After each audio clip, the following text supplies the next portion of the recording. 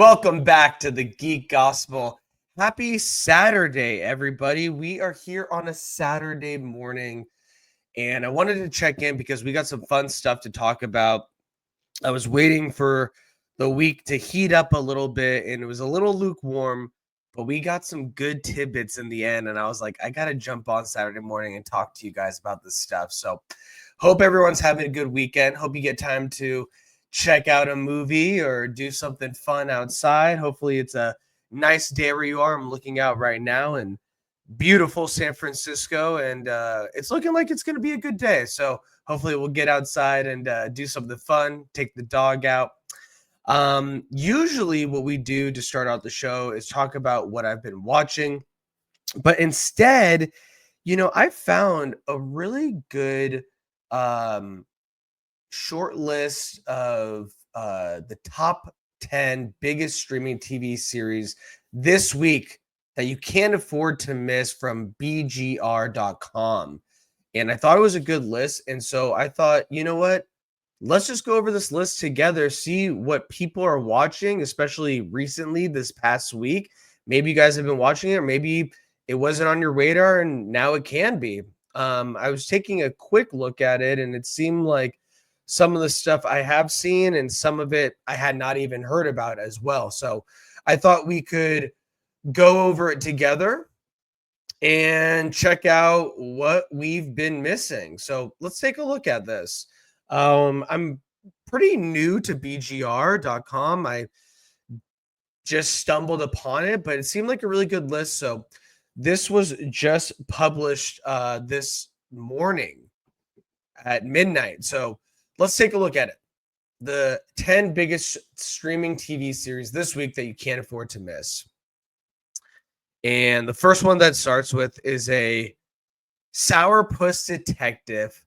They say a sourpuss detective, a sports comedy about a wash-up golf pro and a sarcastic robot, and stories about crime, family, drama, betrayal, and more. This week's Real Good Top 10 TV series ranking spans a broad mix of genres that proves there's something for every kind of binge watcher to get addicted at the moment. So let's take a look at this. It seems like the biggest TV platforms from this month is Apple TV Plus, HBO Max, Peacock, Disney Plus, Hulu, Netflix, Prime Video, and Paramount Plus. This seems where all these TV shows will be coming from. So the first one is from Netflix. It is called Department Q. I believe that's where this picture is from. Department Q, adapted from Jussi Adler-Olsen's popular Danish crime novels. This series stars Matthew Good as a detective, Carl Mork, forced to lead a cold case squad and given a team of weirdos and misfits. The drama fuses British mystery with Nordic noir to become one of the best new Netflix series of the year. So this ranks at number 1, Department Q with Matthew Good, detective crime kind of series. Let's move on.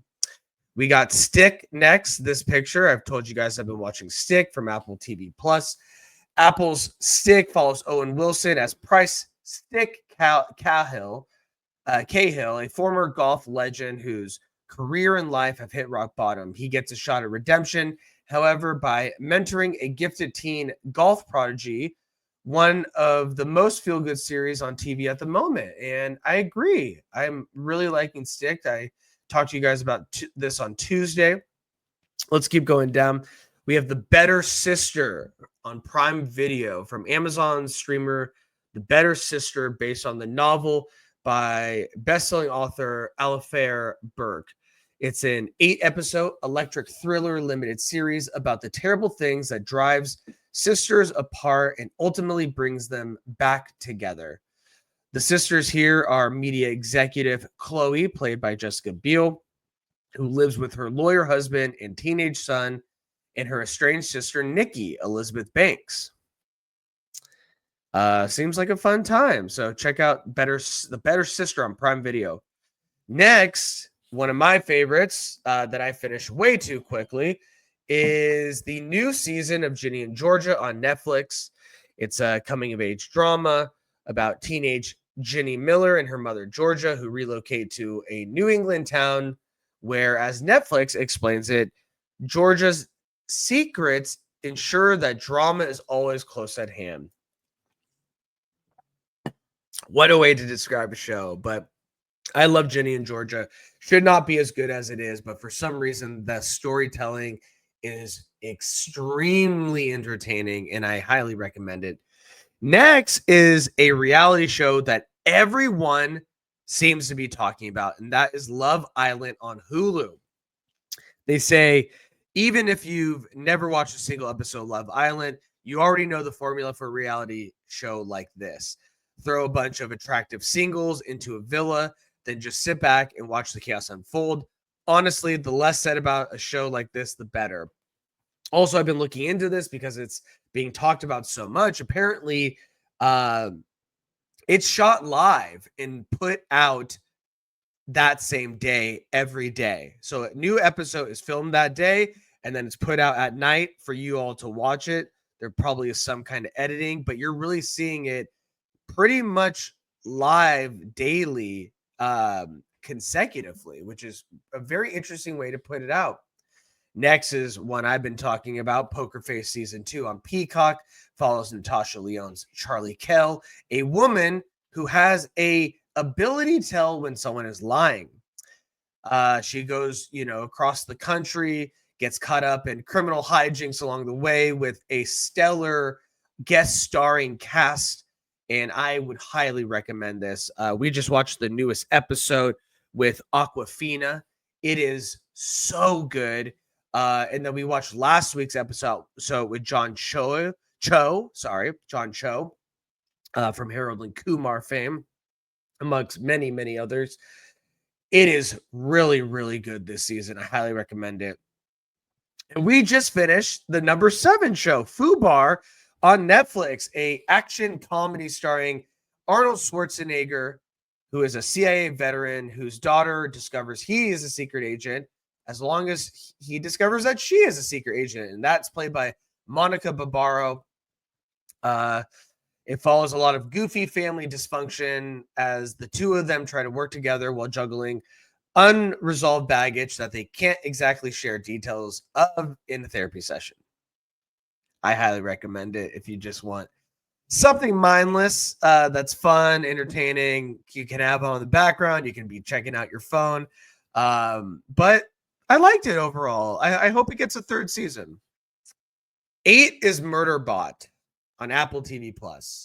Sci-fi dramedy is built around a snarky droid that calls itself Murderbot after pretty much jailbreaking itself so that it can be free to binge watch trashy TV series instead of babysitting dumb humans.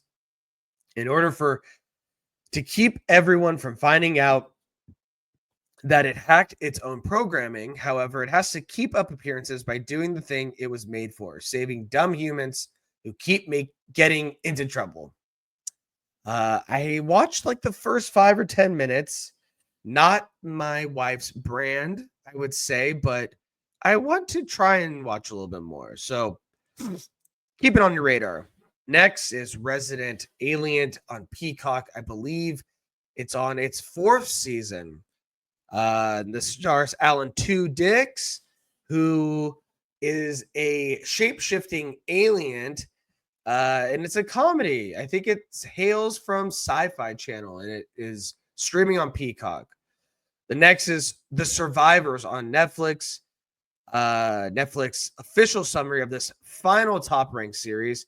Kieran Elliott's life changed forever when 2 people drowned and a young girl went missing in his hometown of Evelyn Bay. 15 years later, returning with his young family, the guilt that still haunts him resurfaces. So seems like a drama series there for Netflix that is in the top 10 currently, The Survivors.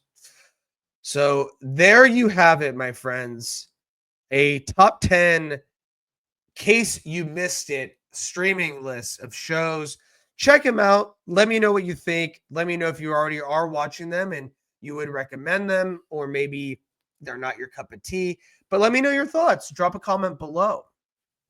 All right, guys. We got some big news. And pretty much I'm just going to go one by one. We only got a few more. So instead of going down the topics like I usually do in the beginning, we'll just go down them together, fresh off the top of the dome. This one is a really exciting one for me because for the longest time, even dating back to the Netflix Marvel TV series with The Punisher, Jessica Jones, of course, the great Daredevil, amongst many others, we were wondering, when are these characters going to be in the big blockbuster movies? And of course, we got Daredevil's Matt Murdock in Spider-Man No Way Home, but we never got the heroes teaming up together in the movie. Well, that is about to change, my friends, because Jon Bernthal'S The Punisher has been announced that he will be starring alongside Tom Holland in Spider-Man Brand New Day. Finally! Is it Daredevil? No, but it's the second best thing because, in my opinion, Jon Bernthal'S The Punisher is one of the best casted comic book characters on TV or movies in history. So I am extremely happy about this. I think it's about darn time. And I'm really curious to see what this means for the story of Spider-Man Brand New Day. This comes to us from Deadline. They say sources confirm that Jon Bernthal'S Punisher is joining Sony and Marvel's Spider-Man Brand New Day. The news comes just prior to the movie's summer shoot in England under direction of Shang-Chi director Destin Daniel Cretton. Zendaya and Jacob Batalon are reportedly back as MJ and Peter's friend Ned opposite Tom Holland. As previously reported, Sadie Sink has joined the cast, but her role is being kept under wraps. Could be Mayday, the daughter of Spider-Man from a different universe, maybe Tobey Maguire, to tie in some ties to No Way Home, which would be very awesome. The movie, of course, takes place after the events of Spider-Man No Way Home. You'll remember that the world's memory was wiped clean regarding their knowledge that Peter Parker is Spider-Man. Bernthal'S vigilante Frank Castle, aka The Punisher, initially in the Marvel Netflix series, as previously mentioned, has recently been seen in Disney's Daredevil Born Again with some badass scenes that I loved. He'll be starring in season 2, and he's getting his own Disney Plus special, which Bernthal is also co-writing. Bernthal's spoken publicly about how he and Tom Holland helped each other land their life-changing roles. The two worked on 2017 movie Pilgrimage. Bernthal said on Jimmy Kimmel, "We did a film about 7 or 8 years ago. That was where both Tom did his audition for Spider-Man and I did my audition for Punisher. We actually made each other's audition tapes on that film." I love that.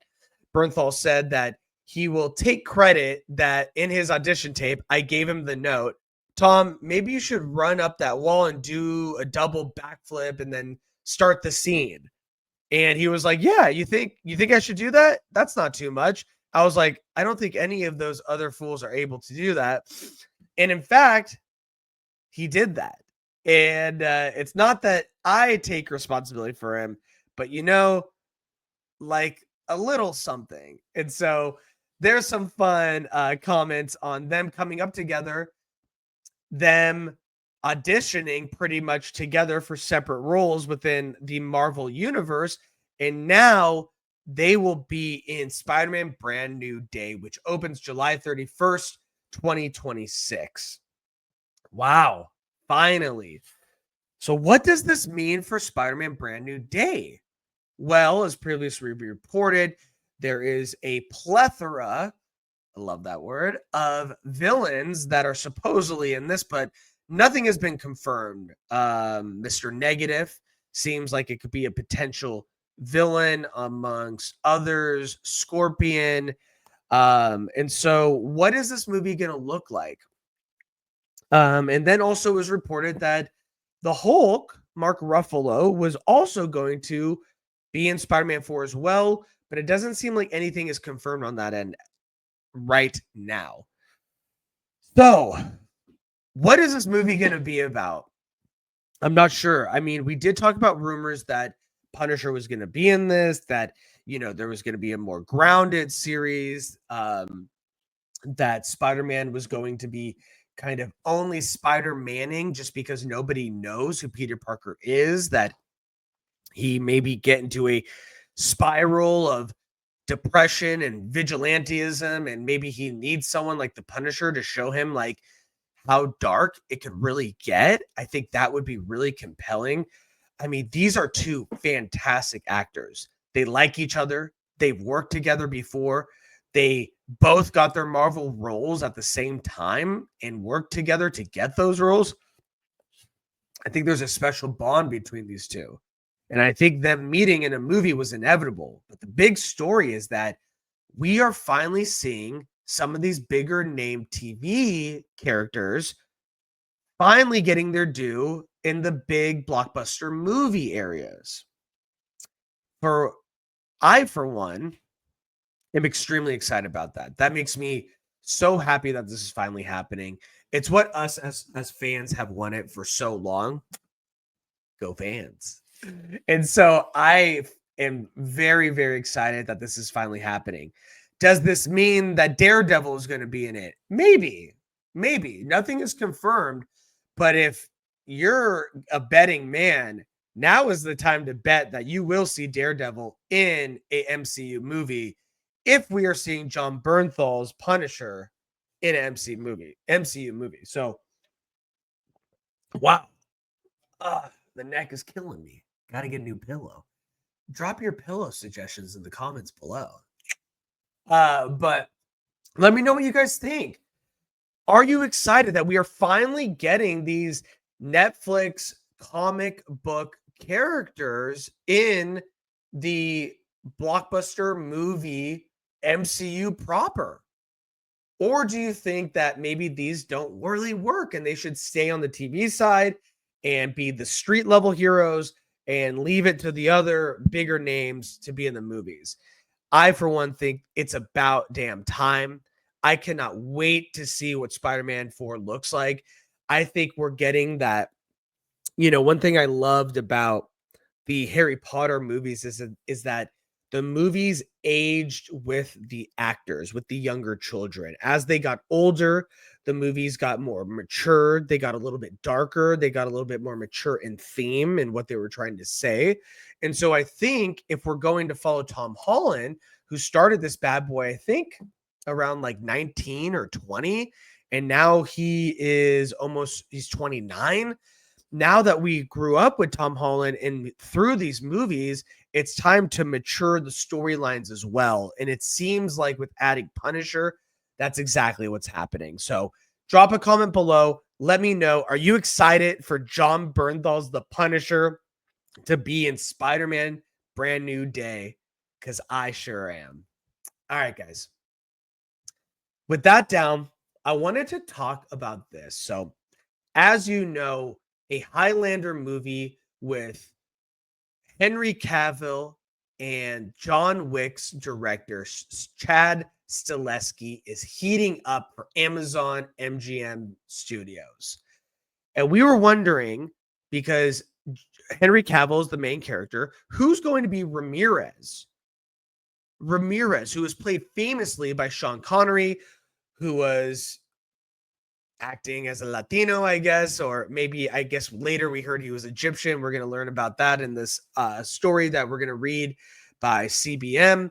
But apparently, Ramirez in this new movie could be Russell Crowe, who has now officially joined Henry Cavill, and it looks like we are getting a Man of Steel reunion.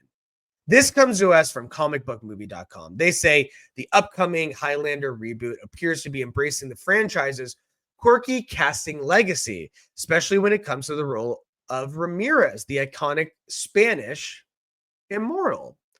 In the original 1986 film, the part was famously played by Scottish actor Sean Connery, a choice that became both beloved and bemusing among fans.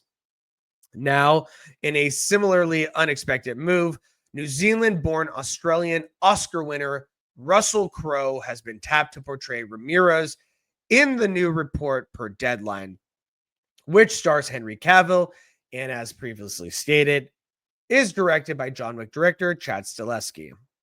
Ramirez was later retconned to be Egyptian rather than Spanish, so it'll be interesting to see what approach the remake may take. Production is set to begin in September. With Crowe now officially on board, additional casting announcements are expected incoming in the few weeks ahead as momentum builds around this long-anticipated revival of the fantasy action franchise. Obviously, plot details are kept under wraps. Cavill has previously dropped hints that the reboot will acknowledge the 1992 Highlander TV series, but Crowe's casting seems to indicate that the film could be exclusively focusing on adapting just the first film. While Henry Cavill's long-anticipated Highlander reboot seems to be first out the gate, it is just one part of a packed slate of genre-heavy projects that the actor has lined up for Amazon Studios. As we know, he will be playing this immortal swordsman along with leading the charge in the adaptation of Warhammer 40,000. And he also just finished the upcoming live-action Voltron movie. So he is in the Amazon MGM business for a while. And now we have another casting. So I find it extremely interesting that they went with Russell Crowe. Right now, it is not confirmed that he will be playing Ramirez, as stated previously, played famously by Sean Connery. So that is not confirmed yet. However, it does seem likely with such a big name attached that it could be playing the Sean Connery role.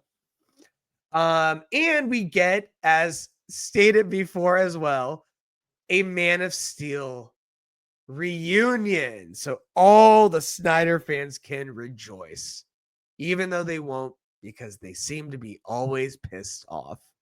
But I'm going to enjoy this because I am a Man of Steel unapologist, and I love that movie. It is the most underrated comic book movie of all time.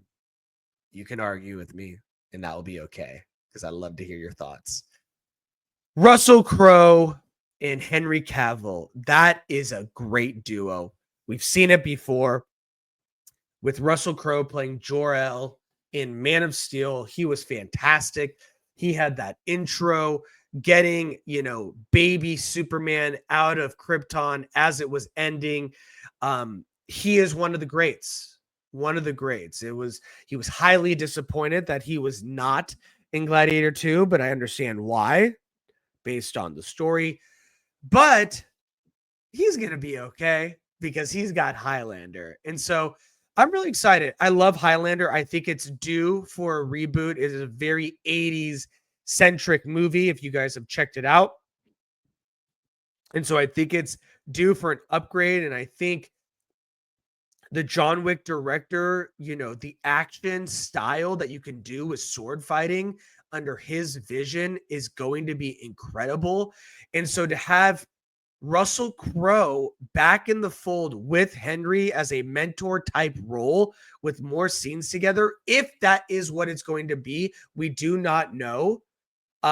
He could be a villain for all we know, but it seems like likely it could be Ramirez. So if it is that, count me in. I think that is a great duo right there. And that makes me extremely excited for this project. So let me know what you guys think. Are you excited for Highlander? Do you think that Russell Crowe could be indeed Ramirez, previously played by Sean Connery? Would you like to see him in more of a villain type role? Drop a comment below and let me know. All right, guys. We're almost done. We got one more story, and I really want to get into this because, as you know, we need a James Bond movie. We've been craving a James Bond movie, and there's been a lot of movement behind the scenes about a James Bond movie. So let's get a goddamn James Bond movie.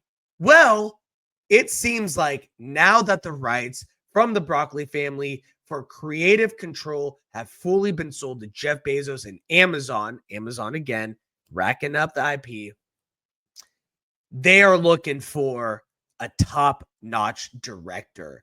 And it seems like they're going after some heavy blockbuster hitters who are pitching their vision for the next James Bond movie. This comes to us from Screen Rant. A new update on James Bond 26 has revealed multiple big-name directors in the mix for the next 007 movie, which will be produced under Amazon MGM. The journey of Bond 26 development has been tumultuous, to say the least. The franchise, which has made well over $7 billion at the box office across 25 movies, is a huge piece for Amazon. And 4 years after No Time to Die's ending, things finally look like they're going to be moving forward. According to Puck's Matthew Bellani, in response to a question about who will direct Bond 26, there are 5 names in the mix who have pitched or will pitch their take on 007. Most notably, the list includes Dune Part 2 director Denis Villeneuve, alongside Edward Berger, Edgar Wright, Jonathan Nolan, and Paul King. Meanwhile, Alfonso Cuarón, who had previously been discussed as a frontrunner, has dropped out of the race, which I'm hearing that's not true, that he has not officially dropped out yet, so he could be a name potentially. Puck reports this, though. He says, the meetings are happening right now, actually. In the nearly 3 months since I first reported that David Heyman and Amy Pascal would be the lead Bond producers, the duo has set get-togethers with several filmmakers vying to make that all-important first film of the post-Broccoli era. Edward Berger from Conclave and All Quiet on the Western Front has already pitched. Denis Villeneuve is set to offer his take, as are Edgar Wright from Baby Driver and This Fall's The Running Man, Jonathan Nolan from TV's Westworld and Fallout, which he is already in the Amazon business, and Paul King from Paddington and Wonka, who has a long relationship with Heyman.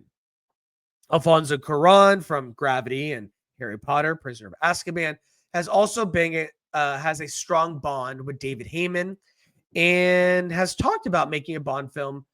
Recently, maybe took himself out of consideration, as some sources are reporting. So this is our Bond. Nope, not him.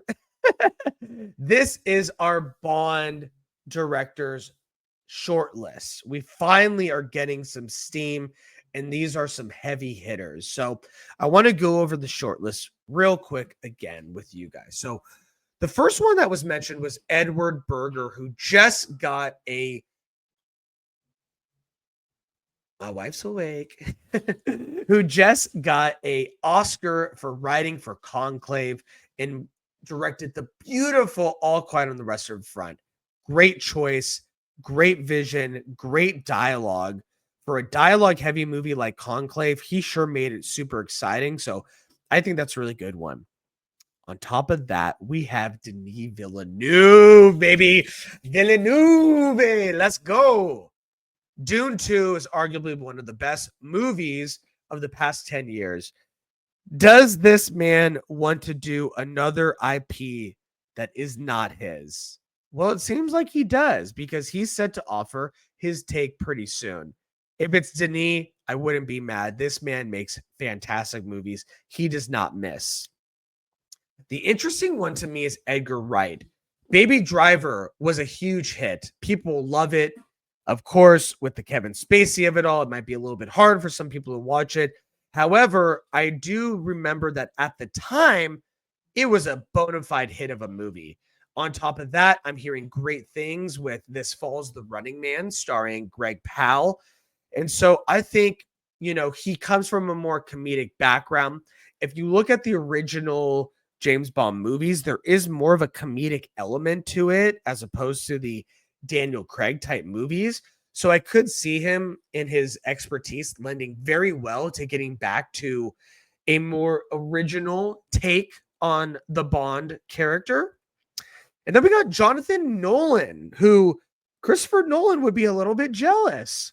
His brother, Jonathan, who did the very stylized and very entertaining Westworld, who, whether you like the back half of the episodes or not, was a extremely popular and entertaining television series.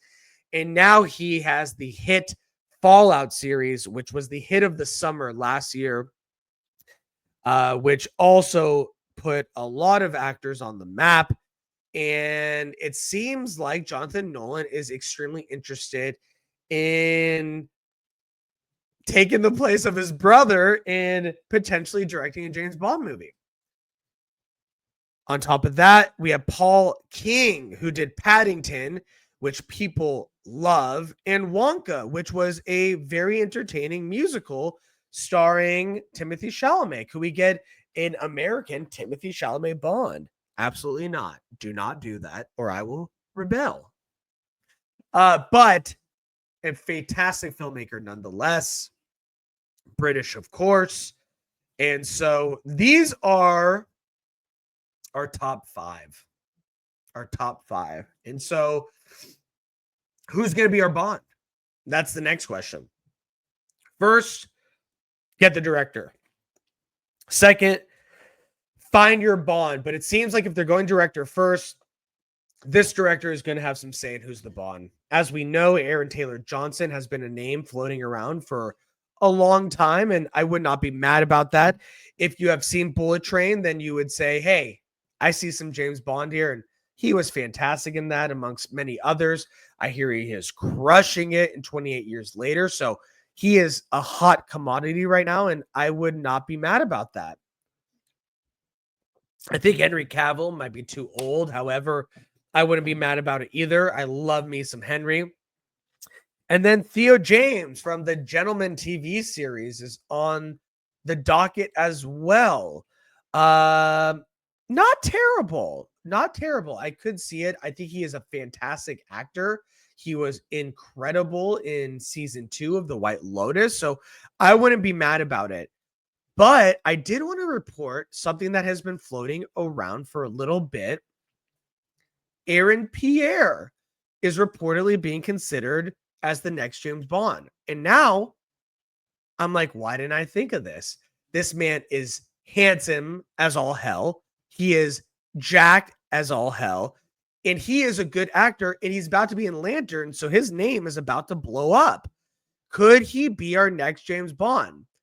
I would not be mad about it. I think that would be a fantastic choice.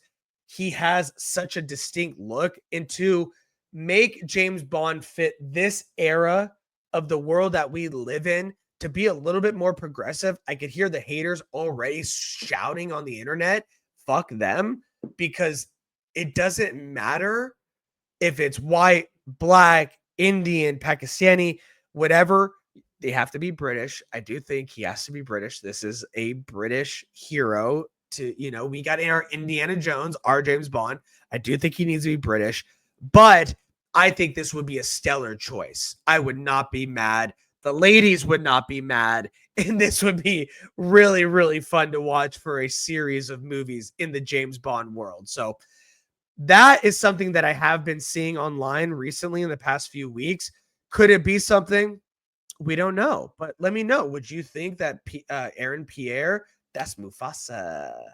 Aaron Pierre, that's Mufasa. Have you guys seen that? It went viral. It's very annoying. But these are our five. These are our five. I'm going to yell. These are our 5. 007. But if we are getting a short list, that means this bad boy is heating up. So I'm curious to know, are you excited about this short list? Is there anyone on this that you think like should not be on this at all? Is there anyone that you think on this list definitely needs to be the director of the next James Bond? Let me know what you think. I would not be mad about any of these, to be honest. Do I have my top ones? I probably would say, Denis Villeneuve is up there because he is incredible. I do think the Conclave director, Edward Berger, and Edgar Wright would be really good. I really liked The Last Night in Soho.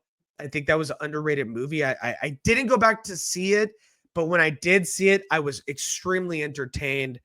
Could we get Anya Taylor-Johnson as a Bond girl? Who knows? But let me know what you guys think.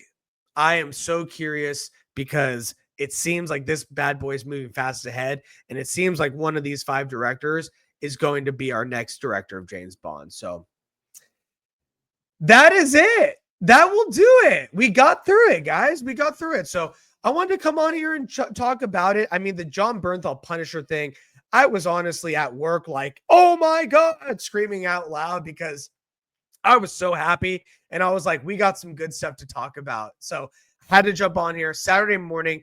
I hope that you guys see some movies in the theaters. We got How to Train Your Dragon. We got Elio. We got so many good things out there right now. So go to the theater, see a movie, have fun with your loved ones, with your friends, and have a great weekend. I will see you guys in a little bit. I'm going to go see a movie or try to. We got some great movies coming up. F1 on Thursday. I cannot wait. Did not do 4DX because I got the neck. Don't want to mess it up. That's what happens when you get old. But I would suggest if you don't have any body pain, go see F1 and 4DX. That would be a crazy time. It'd be like going to Disneyland for $25. So that's my suggestion for you. Have a good weekend. Stay safe. See a movie, and we will see you guys next time. Take care.